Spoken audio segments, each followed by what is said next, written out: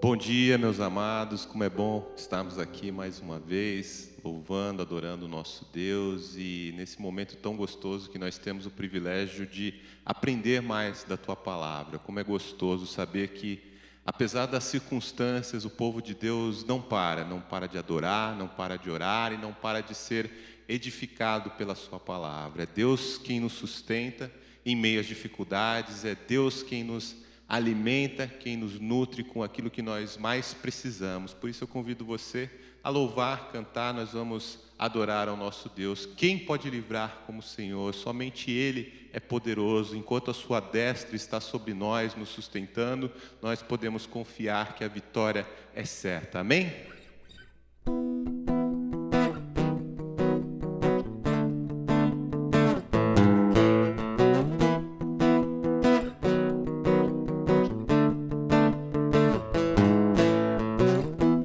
Quem pode livrar como o Senhor? Ele é poderoso para me guardar. Quem pode livrar como o Senhor? Ele é poderoso para me guardar. Quando os meus inimigos se levantaram contra mim, o Senhor estendeu sua mão para mim e me deu a vitória. O Senhor estendeu sua mão para mim e me deu a vitória.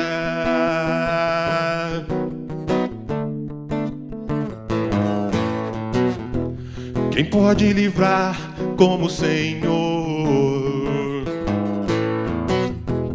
Ele é poderoso para me guardar. Quem pode livrar como o Senhor? Ele é poderoso para me guardar. Quando os meus inimigos se levantaram contra mim, o Senhor estendeu sua mão para mim e me deu a vitória.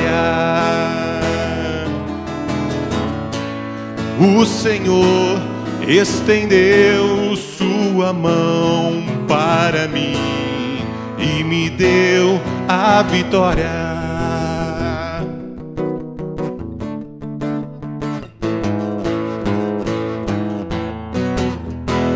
Amém. O Senhor estende a sua mão para nós, para nos guiar, para nos salvar. Ele é poderoso para nos salvar. É Ele quem nos sustenta, é Ele quem nos alimenta, é Ele quem nos nutre em momentos de dor, em momentos de necessidade. E uma coisa muito importante que nós devemos sempre lembrar, que em momentos de dificuldade nós não devemos reclamar com Deus, nós devemos clamar a Deus. Ele responde ao clamor do seu povo, mas o reclamar do seu povo, Ele não vê com muitos bons olhos. O Senhor quer que seu povo se encontre junto a Ele numa atitude de adoração e uma atitude de devoção. Por isso nós devemos sempre adorar a Deus, mesmo em circunstâncias difíceis, e Ele certamente virá a nos ajudar.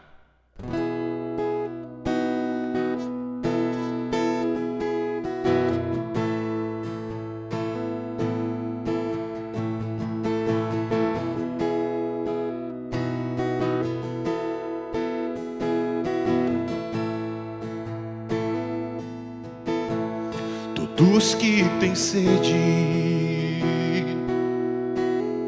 e os que fracos são, venham à fonte, emergir o seu coração. A dor e a tristeza lavadas serão nas ondas do amor de Deus, profundas no coração. Cantamos: vem, Senhor Jesus.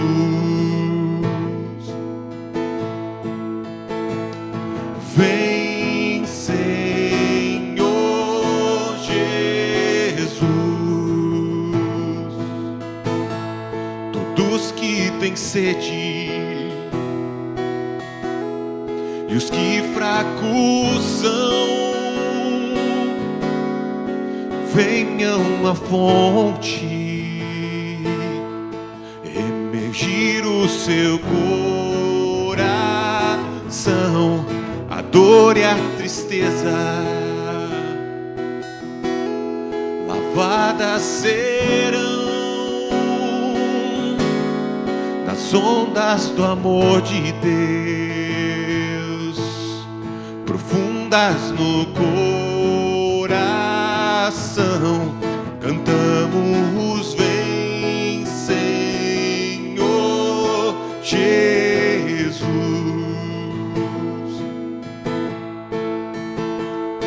Vem, Senhor Jesus. Santo Espírito, Santo Espírito, vem. Santo Espírito, vem. Profundas no coração, profundas no coração, profundas no coração. Cantamos: vem, Senhor Jesus.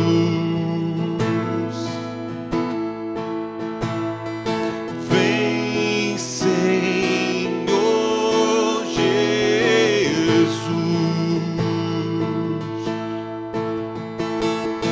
Vem, Senhor Jesus.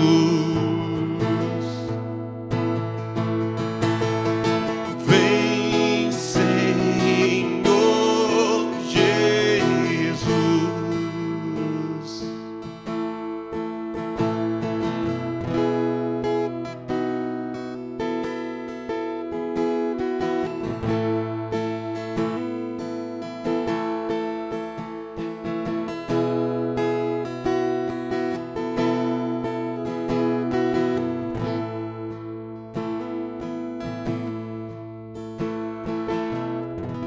Amém. Nós clamamos que Deus venha ao nosso encontro, que Ele venha nos salvar. Nós carecemos da salvação que vem do Senhor, mas enquanto aqui estamos, nós vamos ser nutridos e alimentados, não somente pelo pão, né, que pela graça de Deus Ele nos fornece, pelo alimento, mas principalmente pelo alimento espiritual, pela palavra de Deus, que tem nos alimentado, que tem nos nutrido em tempos tão difíceis, e é o que nos mantém vivos, é o que nos mantém firmes na rocha em Cristo. Amém?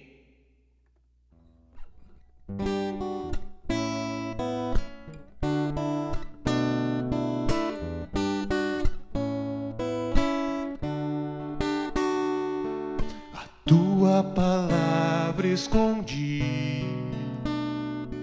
guardada no meu coração, pra eu não pecar contra ti, Senhor. A tua palavra escondi, minhas vestes no sangue lavei, e das tuas águas bebi, pra ser uma oferta agradável a ti. Minha vida a ti consagrei. Meus dons e talentos são pra te servir. Meus dons preciosos são teus. Não vejo razão na minha vida sem ti. Tu és meu Senhor e meu Deus. Assim como o fogo refina o ouro, vem tua obra em mim contemplar, até que o mundo possa ver tua glória em meu rosto brilhar.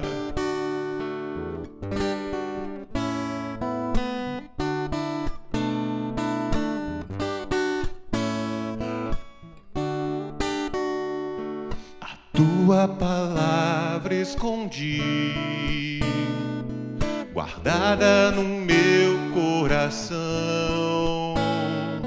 pra eu não pecar contra ti, Senhor. A tua palavra escondi, minhas vestes no sangue lavei, e das tuas águas bebi, pra ser uma oferta agradável a ti. Minha vida a ti consagrei. Meus dons e talentos são pra te servir. Meus dons preciosos são teus. Não vejo razão da minha vida sem ti. Tu és meu Senhor e meu Deus. Assim como o fogo refina o ouro, vem tua obra em mim contemplar, até que o mundo possa ver tua glória em meu rosto brilhar. Até que o mundo possa ver tua glória em meu rosto brilhar.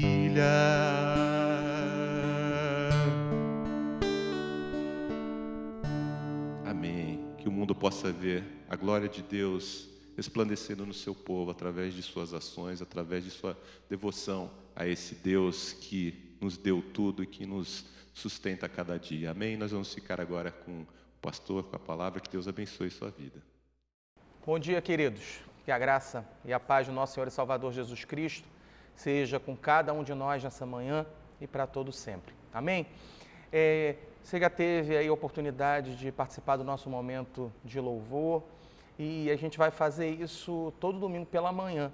Vai ter essa estrutura de louvor, um momento devocional e a nossa escola bíblica. Então, não deixa de estar com a gente, mas antes de qualquer coisa, eu queria dizer que eu estou com muita saudade de todos vocês, ansioso para a gente se reencontrar aqui.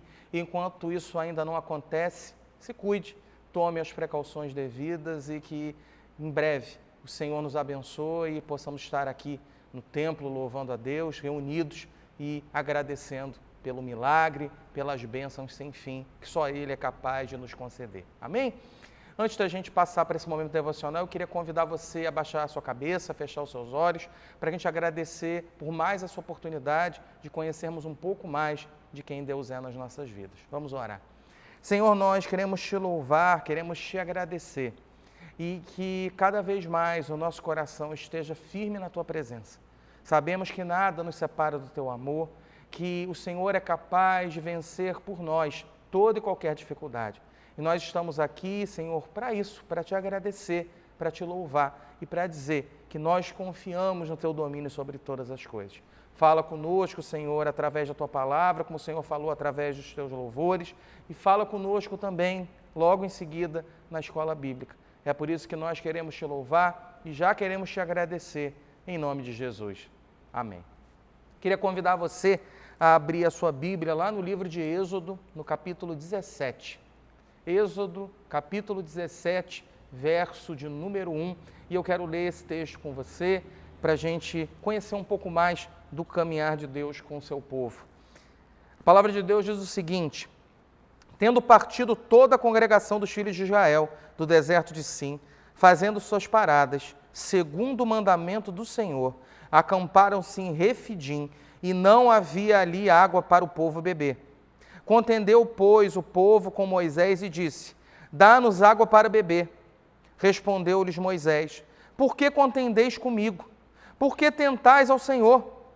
Tendo aí o povo sede de água, murmurou contra Moisés e disse: por que nos fizeste subir do Egito para nos matares de sede, a nós, a nossos filhos e aos nossos rebanhos?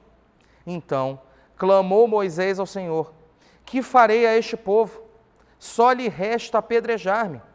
Respondeu o Senhor a Moisés: passa adiante do povo e toma contigo alguns dos anciãos de Israel. Leva contigo em mão o bordão com que feriste o rio e vai. Eis que estarei ali diante de ti sobre a rocha em Horebe. Ferirás a rocha e dela sairá água, e o povo beberá. Moisés assim o fez na presença dos anciãos de Israel, e chamou o nome daquele lugar Massá e Meribá, por causa da contenda dos filhos de Israel, e porque tentaram ao Senhor, dizendo: está o Senhor no meio de nós ou não? Querido, você crê que Deus está com o seu povo? Você crê que Deus está contigo? Essa é uma afirmação que a palavra de Deus traz para a gente a cada instante. Mas eu queria aproveitar nessa manhã para falar com você sobre o Deus que é capaz de sustentar o seu povo. Sustentar não só trazendo provisão, trazendo recursos, mas sustentar de todas as maneiras possíveis. E esse texto aqui ensina algumas lições para nós sobre isso, e eu queria deixar elas aqui com você. Meus irmãos, a primeira lição que a gente pode aprender desse texto aqui é a seguinte: caminhar com Deus não significa ausência de dificuldade. Aquele que caminha com o Senhor, aquele que está do lado de Deus, ou melhor, aquele que Deus está ao lado, ele vai viver, ele vai seguir adiante, mas ele vai enfrentar uma ou outra dificuldade, e isso faz parte. E eu queria ler com você mais uma vez o verso 1 para a gente perceber essa dificuldade aqui com a nação de Israel. Tendo partido toda a congregação dos filhos de Israel do deserto de Sim, fazendo suas paradas segundo o mandamento do Senhor, acamparam-se em Refidim, e não havia ali água para o povo beber. Queridos, o povo saiu, a nação de Israel saiu do deserto de Sim e chegou a um lugar chamado Refidim. Quando eles chegam em Refidim, eles se deparam com a triste realidade. Depois de uma longa caminhada no deserto, não tem água para beber. Deixa eu destacar uma coisa aqui para você, e preste bastante atenção nisso. Você acha que, humanamente falando, usando o nosso raciocínio lógico, Deus está presente nessa história? Como que um Deus que tira o povo da escravidão, faz eles caminharem no deserto, eles chegam numa localidade e não tem água? Esse é o raciocínio que eles desenvolvem. Esse é o pensamento que eles têm naquela hora. E isso, às vezes, é o que você e eu pensamos. Quando alguma coisa começa a sair fora do trilho, é porque Deus não está do nosso lado. Mas eu quero reforçar aqui para você: Jesus está e sempre estará ao lado do seu povo. Ele estava com o povo no deserto e, se faltou água, ele tem poder para providenciar. Não importa o que esteja faltando, não importa o que esteja escasso, Jesus é capaz de suprir todas as nossas necessidades. Amém, meus irmãos? O Senhor sempre está ao lado do seu povo. E eu quero reforçar isso para você. Não é porque faltou que Deus te abandonou, porque Deus nunca abandona os seus filhos, porque Ele os ama. Às vezes aqui também, eu queria destacar para você, às vezes a gente fica amarrado às dificuldades. Olha para a dificuldade e esquece daquilo que Deus está fazendo em outras áreas, do todo que Deus fez. Quantos milagres Deus fez até aqui? Quantas situações difíceis Israel já tinha sido libertado? Quantas vezes Deus se revelou, mostrou seu poder, mostrou sua direção, pragas, milagres, o mar se abriu e eles não conseguem enxergar que Deus tem poder para livrar. Eu queria que nessa manhã você lembrasse disso. Deus é capaz de vencer toda e qualquer dificuldade que nós tenhamos pela frente, mas Ele faz isso em nome de Jesus. Amém, meus irmãos? O Deus que sustenta o seu povo, Ele faz com que esse povo caminhe apesar das dificuldades, mas também esse Deus faz com que a gente aprenda como reagir diante dos problemas. Quando aparece um problema, você e eu fazemos o quê? E os versos 2 e 3, eles falam sobre isso, eu quero reler com você. Contendeu, pois, o povo com Moisés e disse, dá-nos água para beber. Respondeu-lhes Moisés, por que contendeis comigo? Por que tentais ao Senhor? Tendo aí o povo sede de água, murmurou contra Moisés e disse, por que nos fizeste subir do Egito? Para nos matares de sede a nós, a nossos filhos e aos nossos rebanhos. Meus irmãos, os israelitas estão reclamando, dizendo o seguinte, Moisés, você é culpado, e Deus, obviamente, também é culpado, porque eles saíram do lugar confortável para andar no deserto, para enfrentar a falta d'água, para encarar a escassez de alimento, e eles estão reclamando. Será que nós, na situação deles, não faríamos a mesma coisa? Será que nós, durante esse tempo, não temos agido também de maneira parecida?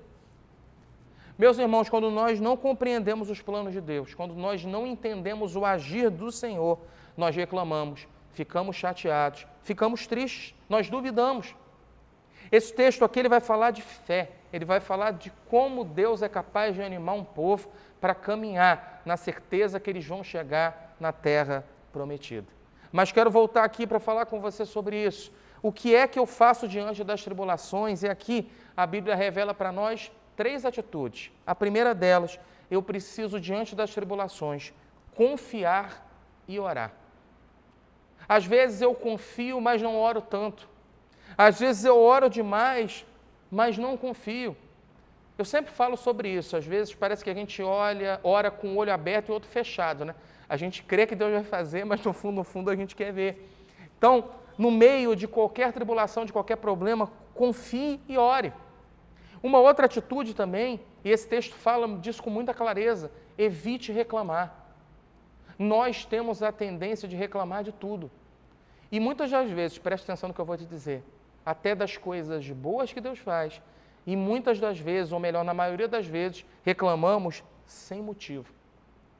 Esse Deus que nos ensina a confiar e orar, esse Deus que nos chama a largar de lado toda reclamação, toda murmuração, é o Deus também que conclama a gente a uma terceira atitude. E essa atitude é a atitude de nós prosseguirmos, seguirmos adiante na certeza que Deus está no controle de todas as coisas. Sabe o que é que Deus quer ensinar para a gente? Temos a tendência natural de sempre querer voltar para o Egito. Lá atrás era melhor, como estava antes era melhor. Qualquer situação que tire a gente um pouquinho dessa zona de conforto, gera no nosso coração esse medo de ir adiante. Mas Deus vai virar e falar, vai, segue adiante, prossiga, eu tenho mais, eu vou fazer infinitamente mais do que você pensa ou imagina em nome do meu filho. Você tem colocado em prática essas atitudes? Confesso a você que na maioria das vezes eu não tenho. Na maioria das vezes eu ajo como os israelitas, culpando os outros. Mas quando nós confiamos e oramos, evitamos reclamar e prosseguimos, Jesus mostra um caminho novo e faz em nós uma nova história. Quero te perguntar, você confia que Jesus está controlando a sua vida? Se você confia, olha para o que Deus já fez. Essa é a certeza que Ele vai fazer muito mais, hoje e para sempre. Amém? Essa palavra aqui, ela traz para nós algo reconfortante. Primeiro, que o sustento de Deus vai ser presente nas nossas vidas em meio às dificuldades. Que o sustento de Deus vai continuar acontecendo mesmo diante dos problemas e que diante deles eu preciso confiar e orar, evitar reclamar e prosseguir. E esse texto ensina para a gente também que o Senhor é o nosso refúgio. Eu quero ler para você versos 4 a 6. O que eles dizem? Então clamou Moisés ao Senhor, que farei a este povo? Só lhe resta apedrejar-me. Respondeu o Senhor a Moisés, passa adiante do povo e toma contigo alguns dos anciãos de Israel. Leva contigo em mão o bordão com que feriste o rio e vai. Eis que estarei ali diante de ti sobre a rocha em Horebe. Ferirás a rocha e dela sairá água, e o povo beberá. Moisés assim o fez na presença dos anciãos de Israel. Enquanto o povo reclamou, enquanto o povo queria confusão, Deus tocou o coração de Moisés para que ele fizesse a coisa certa. Ele foi reclamar com quem ele deveria. Ele foi levar o problema direto para Deus. E preste atenção aqui no diálogo, chama muito atenção quando ele fala para Deus o seguinte: Senhor, o que é que eu faço com esse povo? Só falta me apedrejarem, o resto eles já fizeram tudo. E ao invés de Deus repreender o povo diretamente, ele vira para Moisés e diz o seguinte: olha, Moisés, pega o cajado com que você feriu o mar, vai lá para Horebe e bate na rocha, e da rocha vai sair água. Mas uma das passagens mais bonitas da Bíblia é o que diz aqui, vai e eu estarei contigo. Quando Deus está com a gente, tudo fica mais fácil, meus irmãos. E mais ainda, quando nós buscamos refúgio em Deus, Ele nos mostra o que fazer. Queria que nessa manhã você pensasse um pouquinho comigo. Deus tem sido o seu refúgio? Na hora em que está difícil, você se esconde em Deus. Na hora em que está complicado, você se coloca debaixo das asas dele, falando: Senhor, eu preciso da tua ajuda, eu preciso da tua direção. E fantástico aqui, Deus podia ter falado para Moisés: vai sozinho e bate na rocha que sai água. Ele fala: não, pega os anciãos, leva os líderes, leva aqueles que são mais velhos, aqueles que têm mais autoridade, para que eles sejam o quê? Testemunhas, para que eles vejam também quem Deus é. Quando a gente vê quem Deus é, que faz com que saia a água da rocha, que cria aquilo que não existe através da palavra do seu poder, o nosso coração fica mais em paz. Queria que nessa manhã você pensasse comigo: será que nós temos buscado refúgio no Senhor? Ou nós temos buscado resolver os nossos problemas através da força do nosso próprio braço? Aqui, essa narrativa ela é tão impactante, o que acontece aqui é tão diferente, que o nome do lugar, que era Refidim, ele mudou. Ele passou a se chamar Massá e Meribá. E o que significam essas duas palavras? Que o povo fez contenda, que o povo tentou o Senhor dizendo: será que o Senhor está no meio da gente ou não está? Toda vez que você e eu duvidamos, a gente está refazendo essa pergunta: será que Deus está no nosso meio ou será que Ele não está? Você já fez essa pergunta? Tenho certeza que você já fez, porque eu já fiz. E eu quero te convidar a você não fazer mais essa pergunta, mas a você deixar toda a dúvida de lado e que você tenha certeza: Jesus continua sentado no trono, governando todas as coisas. Você crê assim? Amém? Se você crê nisso, eu queria convidar você a orar comigo nessa hora. Convida a sua família para estar com você, estejam juntos nesse momento de oração e baixe sua cabeça, feche seus olhos, vamos orar e agradecer ao Deus que nos sustenta hoje e para sempre. Senhor, nós queremos te agradecer porque o sustento verdadeiro vem de Ti, não dos nossos esforços. Queremos, Senhor, que no nosso coração a verdade absoluta da Tua palavra se faça mais clara a cada dia. E nos ensina que caminhar contigo não significa ausência de dificuldade. Muito pelo contrário, quando a dificuldade vem, nós temos mais certeza que o Senhor sempre esteve e sempre estará ao nosso lado. Não deixa, Senhor, que estejamos presos às dificuldades, amarrados a elas, porque o Senhor não nos fez para isso. O Senhor quer que a nossa vida seja leve e, mais ainda, o Senhor quer que a nossa vida progrida. Por isso, a Tua visitação faz com que nós sejamos livres de todas as dificuldades. E nós queremos agradecer ao Teu Filho por essa obra maravilhosa, porque a maior dificuldade já foi vencida na cruz. As amarras do pecado foram quebradas através do poder de Jesus de Nazaré. Queremos, Senhor, também Te pedir, faz com que tenhamos a atitude correta diante dos problemas. Atitudes essas, Senhor Jesus, que se dão no ato de confiar e de orar. Porque quem confia e ora, reclama menos. E, Senhor, nos visita. Faz com que os nossos lábios e os nossos pensamentos estejam de maneira diferente diante de Ti. Porque nós não queremos mais viver como aqueles que reclamam de tudo. Reclamam, Senhor Jesus, porque a situação não está boa, reclamam porque não podem fazer determinada coisa, reclamam porque não deu certo. Eu sou assim, meus irmãos são assim também. Por isso, ao invés de reclamar, que possamos confiar, orar e prosseguir.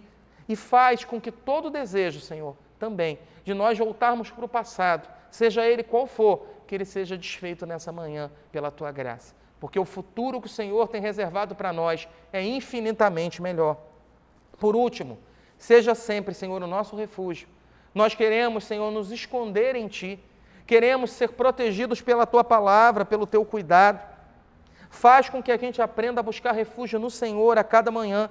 Nos ensina a agir de maneira correta, a tomar as melhores decisões, porque quando nós Te buscamos, esse discernimento vem através do poder do Teu Espírito Santo. Esteja ao nosso lado a cada instante, dissipa toda a dúvida, em nome de Jesus. Amém. Queridos, que nessa manhã o Senhor fale ainda mais com você, a gente vai lá para a nossa escola bíblica e que seja um tempo de paz e de crescimento espiritual, em nome de Jesus. Fique em paz. Amém.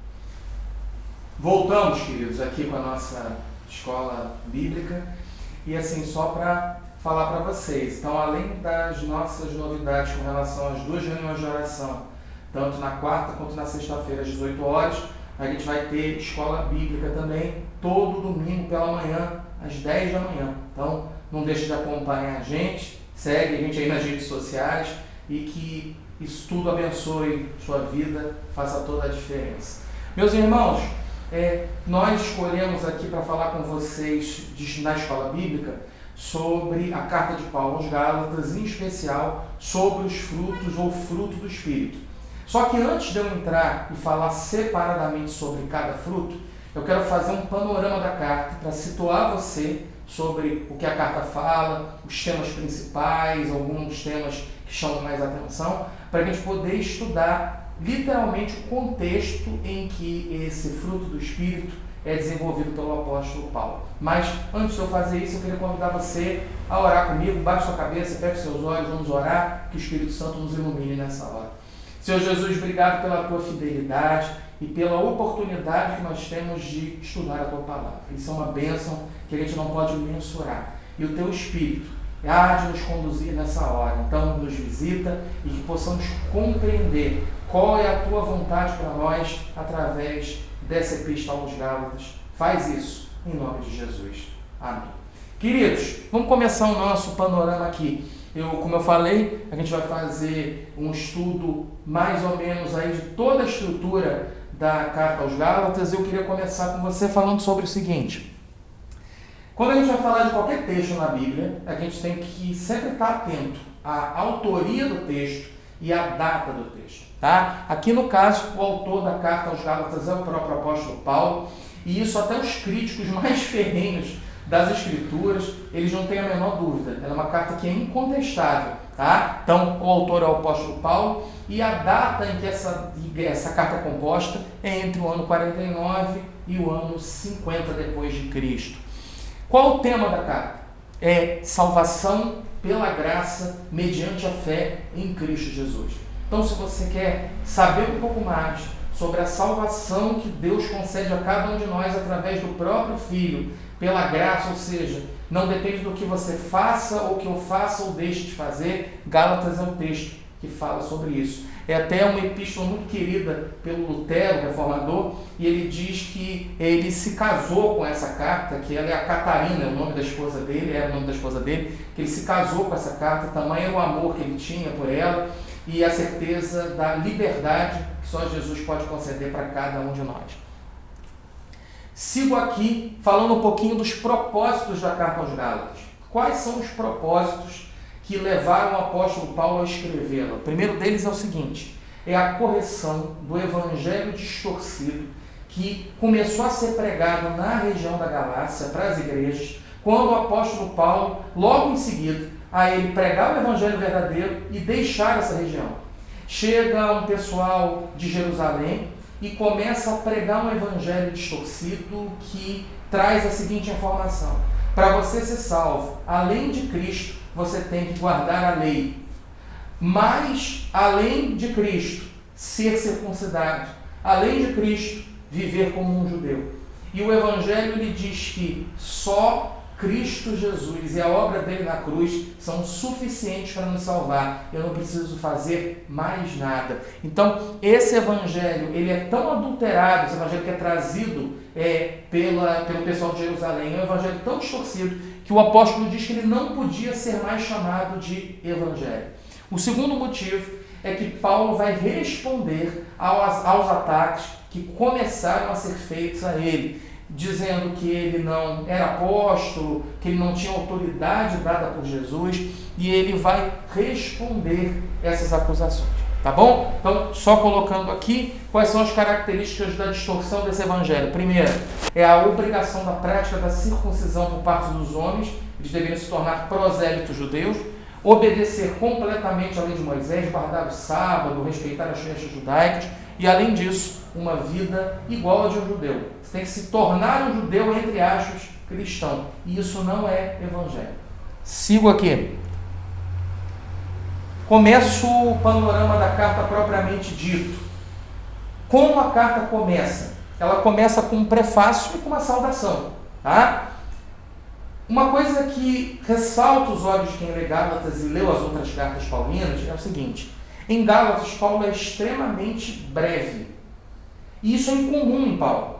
Se você pegar Tessalonicenses, pegar Coríntios, que é uma igreja problemática, a igreja de Corinto, ele vai escrever palavras de elogio, ele vai fazer uma oração, ele vai comentar da saudade que ele tem dos irmãos. Em Gálatas ele não faz isso. É uma carta seca. O tom de Paulo é diferente. Eu coloquei ali, não tem uma oração pelos Gálatas. O que estava acontecendo nessa igreja? É a distorção do evangelho. Isso está chateando o apóstolo Paulo. Isso faz ele escrever essa carta para trazer correção. Vamos lá. Paulo começa a carta fazendo um resumo do evangelho. E esse evangelho é cristocêntrico. O que isso significa? O evangelho é Cristo. Cristo é o centro da revelação, o centro do evangelho. Evangelho esse também que não é sujeito à autoridade de homens, nem visa agradar homem algum. Então, as pessoas que pregam o evangelho, elas pregam o evangelho pelo poder de Cristo e não de acordo com aquilo que os homens acham ou deixam de achar. Paulo está aqui trazendo o seguinte argumento: não foi Pedro que me transformou em pregador do evangelho, não foi Tiago, não foi João. Quem me dá autoridade para pregar o evangelho é Jesus de Nazaré. Tá? E ele vai comentar que lá na região da Galácia teve um desvio para um outro evangelho. E esse evangelho que ele está combatendo. Mas ele faz uma afirmação antes, aliás, uma dupla maldição. Ele diz que quem pregar o evangelho, além do evangelho que ele pregou, mesmo que seja um anjo do céu, ele é digno de uma dupla maldição. Essa pessoa é anátema. Ela tem que ser excluída de alguma maneira. Então, Paulo vai de alguma maneira amaldiçoar aqueles que pregam um evangelho distorcido. Paulo não faz isso em carta nenhuma, porque aqui Paulo é duro, porque o evangelho verdadeiro está em jogo. E daí Paulo tem esse ânimo diferenciado de trazer a verdade mais incisiva para a igreja da Galácia. A gente prossegue aqui na divisão que eu resolvi fazer aqui para você para facilitar o estudo. Então, primeira divisão, o evangelho é anunciado pelo apóstolo. Tá? Que evangelho ele anuncia? Está lá, capítulo 1, verso 10, até o capítulo 2, verso de número 21. Quais são as características desse evangelho? Primeira delas, esse evangelho é recebido mediante a revelação direta de Jesus Cristo. Onde está isso? Capítulo 1, versos 10 até o verso 24. Como Paulo recebe esse evangelho? Ele vai fazer uma referência em várias cartas, em vários momentos. No livro de Atos tem essa referência ao caminho de Damasco.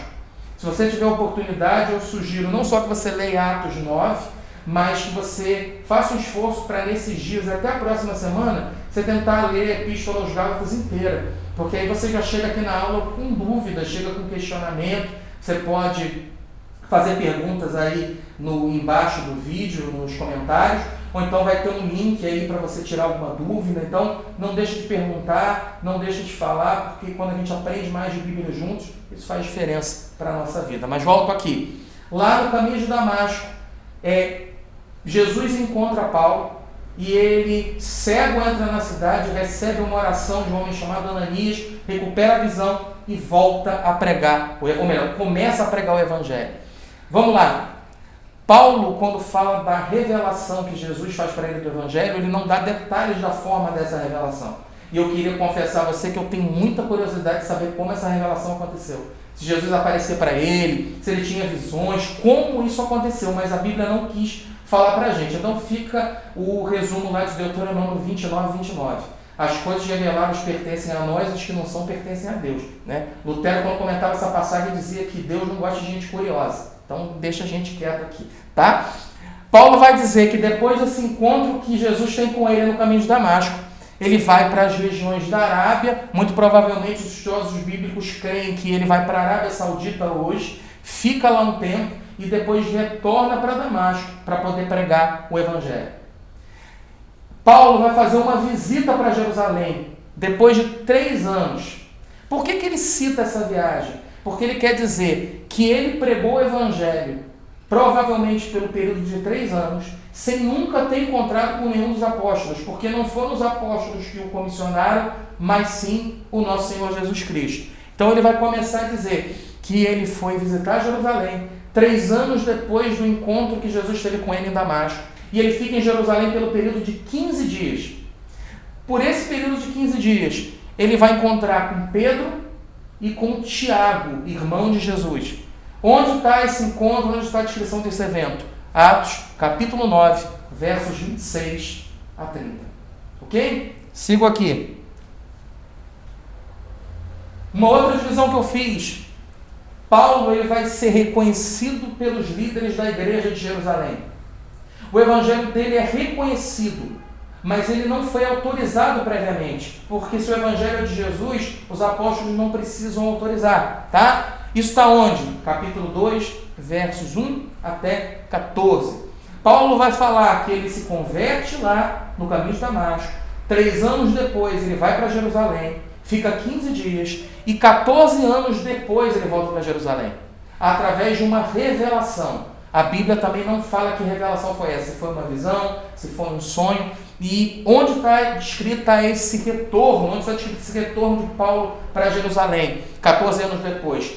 Atos 11, 30 e 15, verso 2. Depois você lê com calma. Como Paulo chega lá em Jerusalém, acompanhado de Barnabé e Tito. Ele não vai sozinho, ele chega com mais 2. E ele vai expor para os líderes da igreja de Jerusalém o evangelho que ele pregava entre os gentios. Sempre lembrando, gentio é aquele que não é judeu. Tá? Então Paulo expõe esse evangelho. Esse evangelho ele é completamente acolhido pelos apóstolos. Os apóstolos falam, não, é isso mesmo. Esse evangelho é da parte do Senhor, é o mesmo evangelho que a gente prega. E fazem uma ressalva para Paulo. Prega o evangelho, só não esquece dos pobres.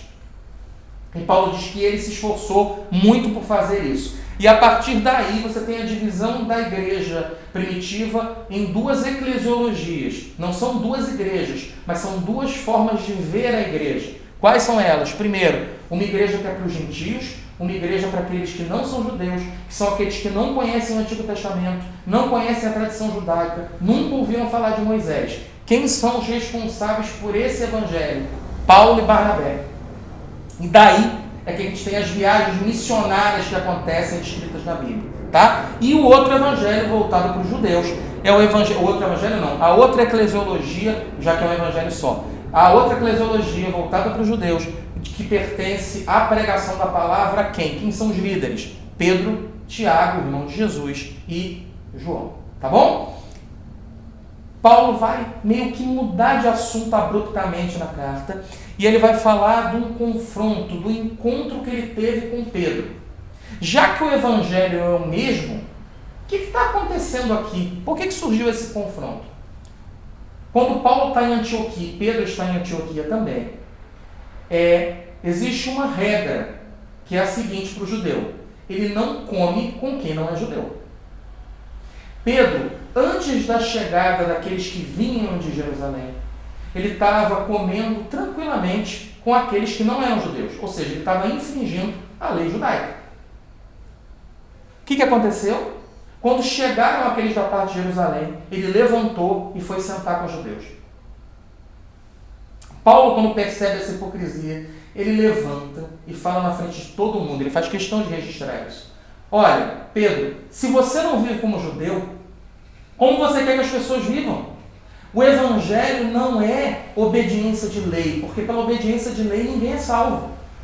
Então, Paulo vai confrontar Pedro, e aí vem aquela frase da Epístola aos Gálatas dizendo: agora não sou eu, mas quem vive, mas Cristo vive em mim, e esse viver que agora eu tenho pela fé no Filho de Deus, que muito me amou e se entregou por mim. Ou seja, a salvação é pelo que Cristo fez e não por aquilo que nós fazemos. Aqui é um momento decisivo em que a igreja deixou de ser uma igreja legalista, que esse caminho poderia ter seguido, para ser uma igreja que vive pela graça de Deus, obedece à lei não para ser salvo, mas obedece à lei por amor a Jesus. Amém? Uma outra divisão: esse evangelho ele é centralizado na justificação pela fé através de Cristo Jesus. É a fé em Cristo que nos salva, só que a fé também é um dom de Deus, ela não é nossa.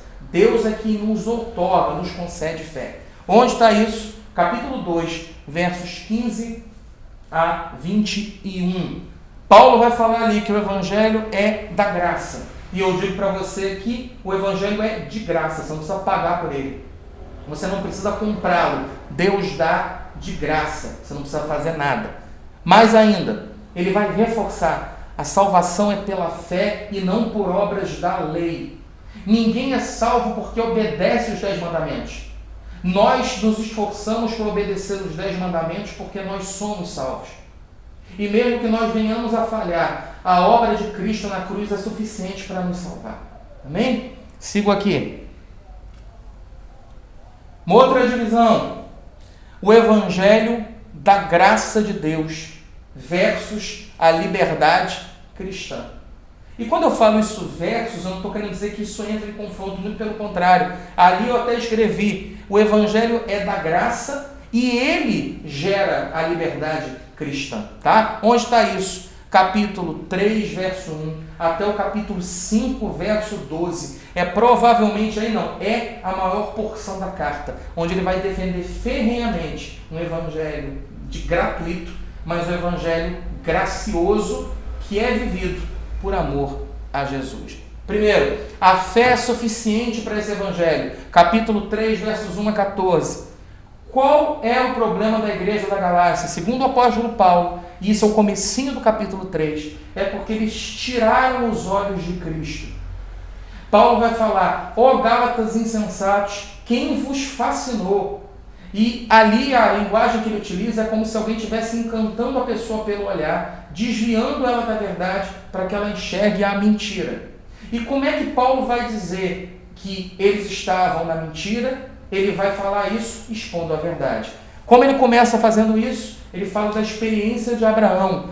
É a história que está descrita lá no capítulo 16, verso 6, onde Deus tem um encontro com Abraão e Abraão crê nas promessas de Deus. E a palavra diz que Abraão creu, isso lhe foi imputado por justiça. É uma salvação que Abraão recebe, não pelo que ele fazia, mas porque ele creu no que Deus prometeu. Então essa salvação pela fé, ela chega primeiro a Abraão. E Cristo vai para a cruz, faz-se maldição em nosso lugar, recebe a punição dada pelo Pai pelos nossos pecados, para que essa salvação que foi outorgada a Abraão chegasse a cada um de nós. Então, Abraão é herdeiro da promessa, e o descendente dele é que cumpriria essa promessa. O descendente dele, não Isaac, mas Jesus de Nazaré, porque eles são da mesma família. Ok? Vamos mais um pouco. Paulo vai falar também, capítulo 3, verso 15 a 29, da relação entre a lei e as promessas. Lei e promessas não lidam uma com a outra de maneira contrária, elas se complementam. Tá? Primeiro argumento dele: a lei não invalida a promessa. Por quê? Primeiro argumento de Paulo, argumento cronológico. O que isso significa? Argumento temporal. A lei, ela só vem 430 anos depois da promessa que foi feita a Abraão. Quando Deus vira e fala para Abraão: olha, em ti todas as nações da terra serão abençoadas, e ele crê, isso vai acontecer 430 anos antes de Moisés receber a tábua com os 10 mandamentos. E ninguém contesta que Abraão, Isaac e Jacó foram salvos. Por quê? Porque nunca foi pela obediência da lei. E se você for pensar, Abraão, Isaac e Jacó, eles não tinham 10 mandamentos. Eles caminhavam de acordo com aquilo que Deus falava, com as promessas que Deus fazia, e eles seguiam adiante. Ok? Vamos lá. Já que a lei veio 430 anos depois da promessa, ela não tem força de, vamos dizer assim, revogar por completo a promessa. Tá? A lei não tem poder de revogar essa promessa, porque a promessa é maior e a promessa é anterior. Então, para que tem lei? Já que não é a lei que salva, então não tem motivo de ter lei. Paulo vai dar os motivos da lei existir. Primeiro, a lei é aio, a lei é pedagogo, a lei é como se fosse um tutor. Essa palavra, quando ela está lá em grego, que é se referindo a esse pedagogo, ela fala de um escravo que era contratado por uma família. E esse escravo era responsável pela educação de uma criança. E principalmente a educação formal. Essa criança ia para a escola, ia aprender. E se ela não quisesse ir, o escravo tinha condições, tinha direitos de até bater nessa criança para obrigá-la a estudar. Então, o que Paulo está querendo dizer? A lei, ela bate na gente para a gente entender o que é certo. Esse argumento, às vezes, ele não é muito suave para a gente, mas é a forma como Deus quis comunicar. Ele quis dizer para nós, a lei existe para te apertar, para você entender o que Deus quer, para te obrigar àquilo que é a vontade de Deus. Então, a lei ela não salva, a lei ela é um pedagogo e ela é também um instrumento de demonstração de pecados. É o argumento que Paulo usa em outra epístola. Se a lei não me dissesse que tal coisa é errada, eu não saberia. Então, a função da legislação dada por Deus, dos mandamentos, é mostrar pecado, é falar o que é certo e o que é errado, é criar regras para a gente viver melhor e agradar ao próprio Deus, mas ela não serve como instrumento de salvação. Prosseguimos. Paulo continua a sua exposição aos Gálatas, demonstrando que a salvação é obra da graça de Deus. Como ele vai demonstrar isso? Capítulo 4, versos 1 a 31. Primeiro argumento, ele vai dizer, olha, em Cristo nós somos filhos de Deus. Através da obra de Cristo, nós não somos mais bastardos, não somos mais escravos, mas nós nos tornamos filhos. Nós somos adotados pelo Pai. E essa sim é uma das teologias mais bonitas que o apóstolo Paulo desenvolve em todas as suas cartas. Como ele vai mostrar isso para a gente? Com duas analogias. A primeira delas, a analogia do escravo. Ele vai falar o seguinte, pensa no exemplo de um escravo. O escravo ele mora na mesma casa que o Senhor, ele serve ao Senhor e às vezes compartilha das mesmas coisas que ele, mas ele não é livre. Ele não escolhe o que ele faz. Se você vem para Cristo, você deixa de ser escravo e se torna livre. Não é que você vai viver porque a lei manda você fazer e você é escravo dela. Você vai ser livre para viver a lei de acordo com a vontade de Jesus. Segundo argumento é o do menor de idade. Paulo vai dizer que o menor de idade, ele é herdeiro de tudo que o pai tem. Mas enquanto ele é pequeno, ele não pode gastar o dinheiro, ele não tem direito a usar os bens, porque ele é uma criança. Então, tudo que ele tem está sob a tutela dos pais ou sob a tutela de um tutor, literalmente, na ausência dos pais. E aí ele vai dizer que nós, em Cristo, não somos mais escravos nem menores. Nós amadurecemos em Cristo. E por isso, a gente tem a liberdade de viver aquilo que Deus tem reservado para nós. Ele faz esse contraste e vai falar também o seguinte, por isso, pense nos ritos judaicos como uma transição. Os ritos judaicos não ajudam também a salvar. Os ritos judaicos, eles servem para mostrar a vontade de Deus. Por isso, quando você vai para o judaísmo, você corre o risco de voltar a ser escravo. De achar que, além da lei, os ritos do judaísmo vão te salvar. Guardar o sábado vai te salvar. Obedecer às festas vai te salvar. Seguir a dieta dos judeus vai te salvar. E nada disso salva. Cristo é maior do que todas essas coisas. Paulo muda o tom da carta agora e vai dizer o seguinte, eu estou perplexo com a atitude de vocês. Eu queria estar aí, ele fala, eu queria mudar o tom da minha voz. E quando ele fala de perplexidade, a palavra grega lá é taumatio, ele está traumatizado. Ele fica desesperado, porque como ele prega o evangelho da liberdade e as pessoas querem voltar à escravidão. E eu não sei se você já parou para pensar nisso. Se não parou, pensa agora. Quantas pessoas vêm para Cristo Jesus e continuam, entre aspas, debaixo de escravidão? Não conseguem desfrutar da liberdade que Deus dá. E eu vou falar disso um pouquinho mais para frente. Liberdade é essa que não é libertinagem. Liberdade é essa que é limitada pelo amor. Tá? Paulo continua o argumento dele falando agora sobre a alegoria das alianças. E ele vai falar o quê? De Sara e Agar. Ele faz aqui uma midrasha, assim que os judeus chamam esse elemento. Ele pega uma passagem bíblica, faz algumas ilustrações e tira lições. É como se fosse uma parábola contada de uma história que realmente aconteceu e está descrita na Bíblia. Tá bom? Então, quais são as alianças que Paulo vai tratar aqui? Primeiro, ele vai falar que Sara, ela é aquela que gera filhos livres, Sara, esposa de Abraão, e que esses filhos livres é como se eles já estivessem debaixo da tutela do Evangelho.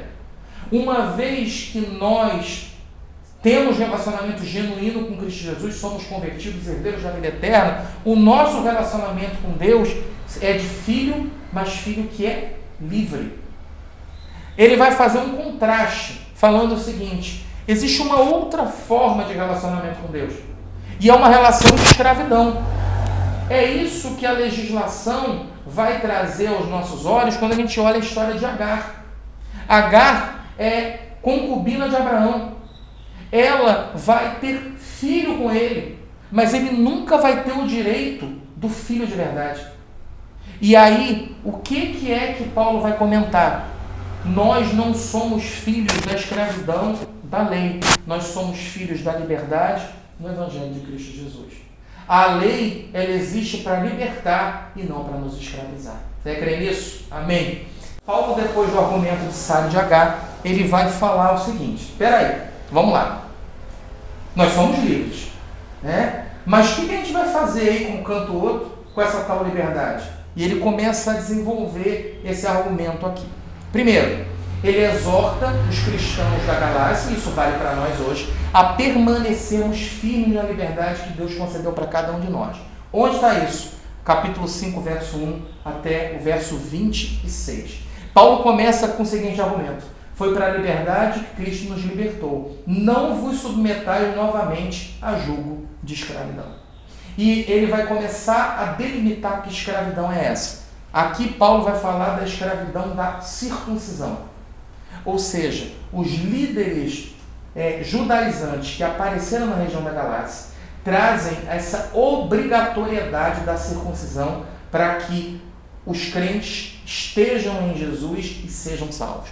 Paulo vai falar: vocês querem circuncisão? Ótimo. Se circuncidou, tem que obedecer toda a lei. E o argumento dele é meio assim: olha, não obedeceu a lei inteira, vai para o inferno. É isso que vocês querem? Eu estou pregando um evangelho aí para vocês diferente. Um evangelho que é livre pelo amor. E eu quero desenvolver melhor esse argumento com vocês. A importância da fé que atua pelo amor. A fé, ela sempre vai dar fruto de amor. Ela sempre vai gerar uma obediência, não por obrigação, mas porque o amor de Cristo nos constrange a mudar a cada dia. Paulo vai falar também do amor como limitador da liberdade. Eu sou livre para fazer o que eu quiser, contanto que eu esteja dentro do amor que Cristo delimitou. Abro e fecho parênteses. O amor que Cristo nos outorgou, não aquilo que a gente considera e elenca como amor. Tá? Como é que esse amor e liberdade atuam? Como isso funciona? Paulo vai falar que tem dois caminhos. Olha aqui para mim, preste atenção no que eu vou te dizer. Toda a carta é escrita para crente. Aqui é uma carta escrita para quem conhecia Jesus. Quem já conhecia a Escritura, já tinha noção de quem Jesus era, mesmo com falhas, mesmo com defeitos. E isso aqui tudo não está sendo escrito para o não crente, mas para o crente. O que ele vai dizer? Meus irmãos, dois caminhos estão diante de nós. O primeiro deles é o caminho de vivermos de acordo com as obras da carne. O apóstolo Paulo prossegue no que ele está dizendo, falando sobre a importância de uma fé que atua pelo amor. Não é uma fé cega onde eu creio que tudo vai acontecer, tudo vai ser do jeito que eu quero, que eu imagino, mas uma fé que ama, uma fé que gera no meu coração desejo de me relacionar, de amar e de mudança de vida. Tá? E Paulo vai falar que esse amor, ele é o grande limitador da liberdade cristã.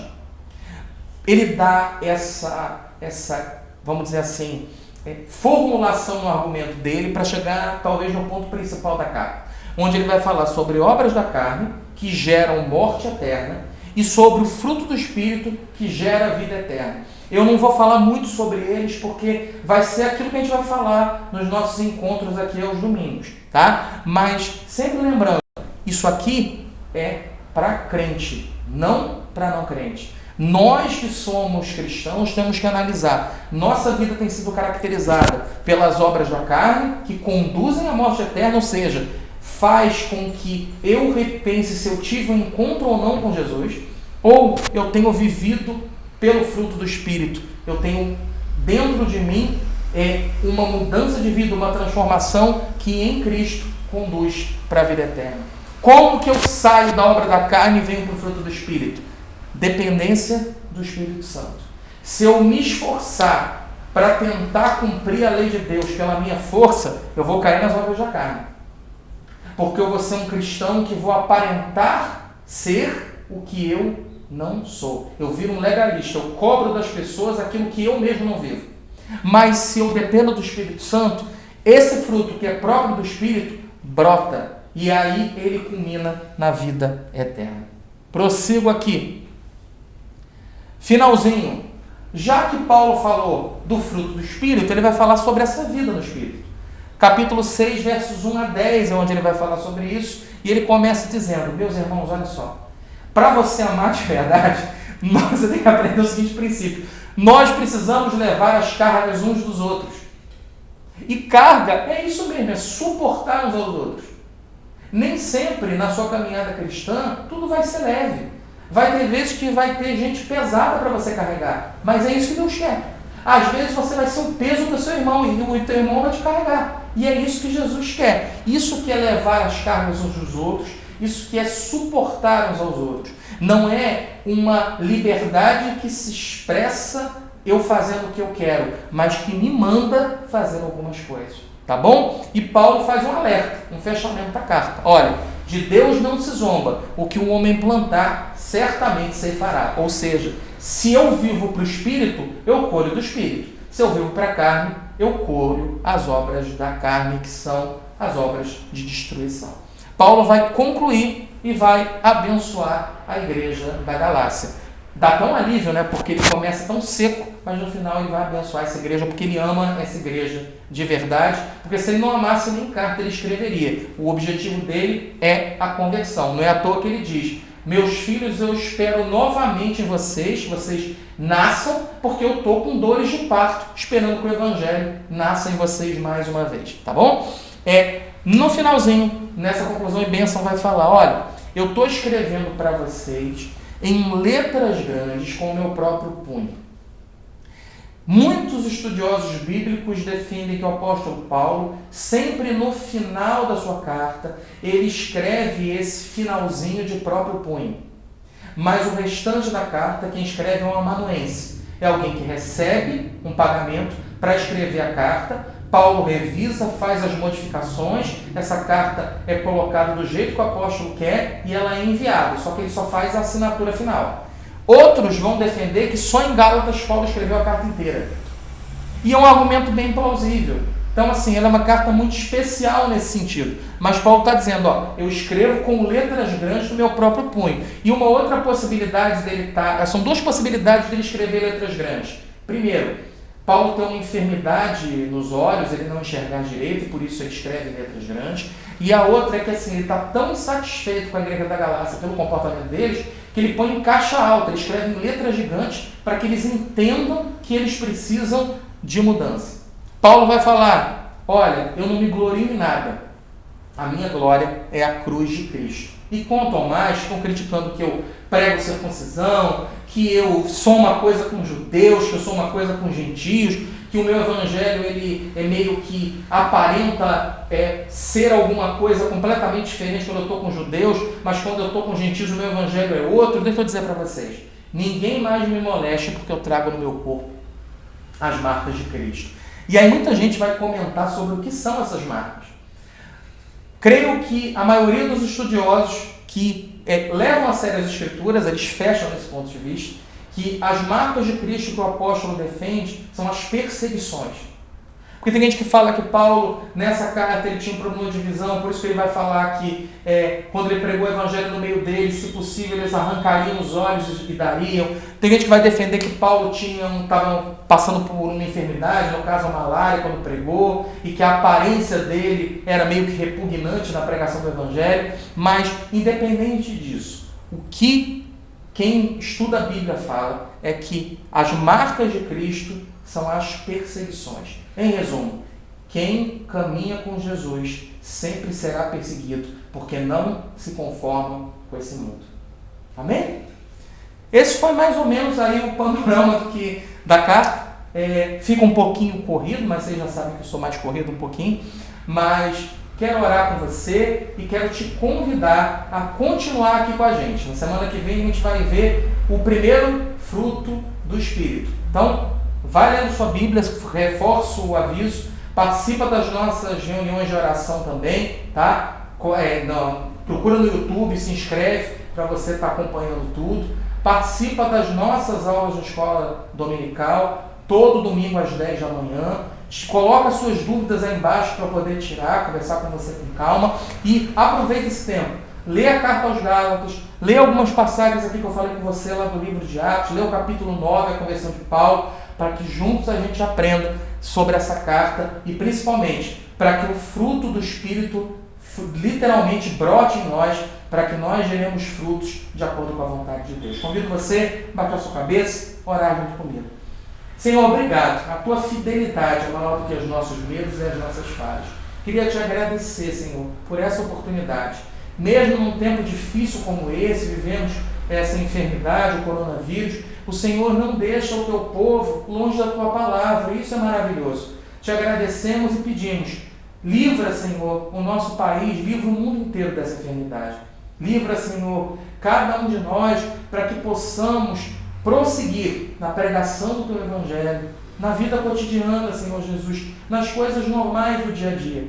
Nós cremos que esse é um momento difícil, mas tudo isso já estava escrito por ti e tem um propósito. Que possamos orar e crer que tudo isso há de passar em nome de Jesus. Desperta no nosso coração o desejo de conhecer mais a tua palavra, de orar, de te buscar e que sejamos cada vez mais aqueles que são cheios do fruto do Espírito, em nome de Jesus. Amém. Querido, fica na paz. Jesus abençoe sua família. Semana que vem a gente está aqui de volta. Amém.